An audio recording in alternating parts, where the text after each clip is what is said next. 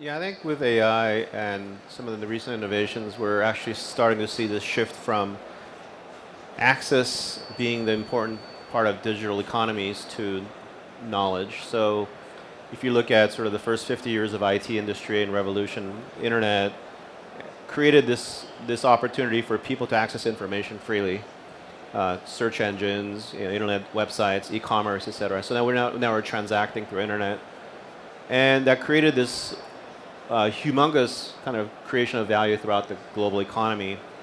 With AI, what we're now seeing is this kind of next wave of opportunities where it's really about the data and what the data does for folks that creates the value. So the information, we had what we call the digital gap, so back in sort of 2000, early 2000s, and many economies actually who were sort of prescient enough to invest in internet infrastructure and digital capabilities actually leapt forward very quickly.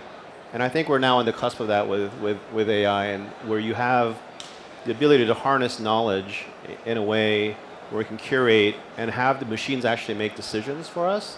And that's really Right. powerful, and it's really only started to accelerate in the last 3 years.